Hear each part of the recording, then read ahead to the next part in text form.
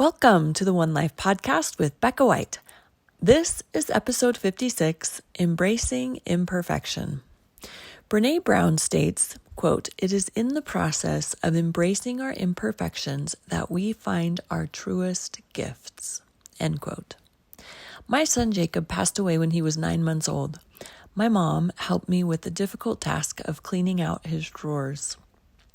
I could not part with any of Jacob's items, so we packed everything into bins for easier storage. Several months later, I decided I wanted to make a quilt out of his baby clothes and blankets.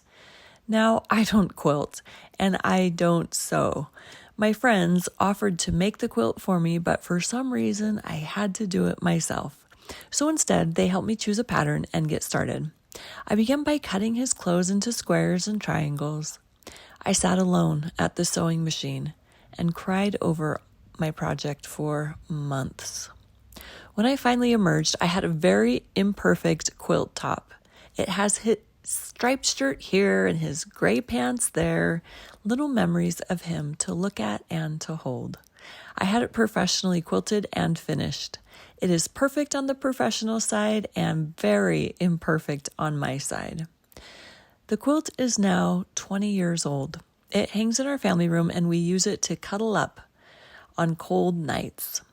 The corners still don't match up perfectly. Some seams are a bit crooked. But that's not the point. It is a tangible reminder of Jacob, and the time I spent laboring over it was the time I walked through the valley of the shadow of death and came out on the other side. The time reflecting on his life and his love was my truest gift. To repeat Brené Brown, quote, "It is in the process of embracing our imperfections that we find our truest gifts," end quote. What does this quote offer you? What gifts have you found in your imperfections? Our imperfections do not disqualify us from love. Our imperfections do not make us unworthy. They are an important part of our physical and spiritual DNA, designed for us to learn and stretch and grow. When our imperfections threaten our peace, there are a few practical tips that we can use to help us recenter ourselves. The first is to practice self-acceptance. Acknowledge and embrace our strengths and weaknesses as part of our unique identity. We can let go of comparison. Focus on our journey of progress rather than comparing ourselves to others. Challenge negative self-talk. Replace critical thoughts with kind and encouraging words.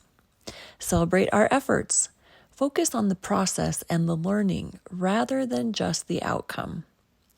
Share our imperfections. Vulnerability can foster deeper connections with others and create a space for authenticity. Today's invitation is to remember that our imperfections do not define us. They are part of our journey and contribute to our unique gifts. We only get one life. Let's make it our best.